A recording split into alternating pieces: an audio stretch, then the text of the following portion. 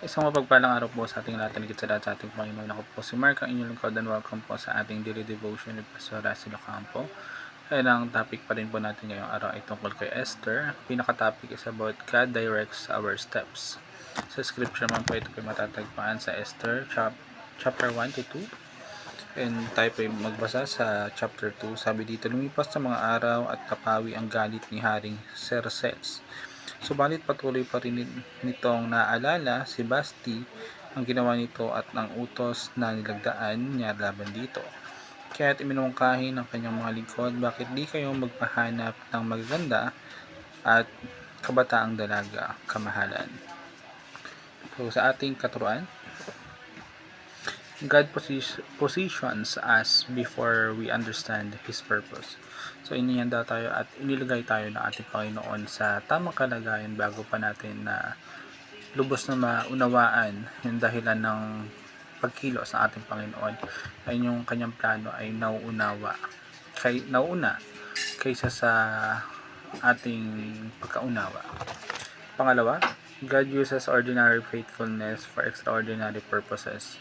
So yung simpleng katapatan sa pang-araw-araw na gawain at ginagamit ng ating Panginoon upang magawa ang mga dakilang bagay na higit pa sa inaasahan. Hindi kailangan ng mataas na katayuan upang magamit ng ating Panginoon. Pangatlo, God never forgets the obedience that people overlook.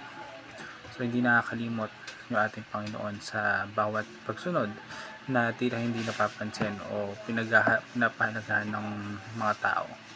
Yan yung bawat tahimik na pagtupad o yung pagsunod sa ating Panginoon ay nakikita at itinatala ng ating Panginoon.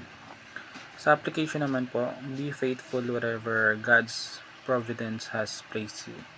So tayo ay manatiling tapat at gumawa ng kabutihan saan man tayo inilagay ng ating Panginoon ngayon. At huwag nating malitin yung ating kasulukuyang kalagayan dahil na ito ay may layunin yung ating Panginoon sa bawat yugto ng ating mga buhay. Pangalawa, treat your position and influence as entrusted to you for God's glory. Ituring natin yung ating posisyon at influence bilang ipinagkatiwala ng ating Panginoon na dapat gamitin para sa kanyang kaluwalhatian lamang at gawin yung lahat ng mahusay at may pagmamahal na paraang para sa ating Panginoon. Last natin, keep doing what is right before God and trust Him with the reward. So ipagpatuloy yung paggawa ng tama kahit walang pumupuri o napansin sa ating ginagawa. Kailangan tayo magtiwala sa Panginoon dahil siya yung gagante at magbibigay ng gantimpala sa tamang panahon. So yun lamang po ngayong araw. Salamat po sa pakikinig and God bless po sa ating lahat.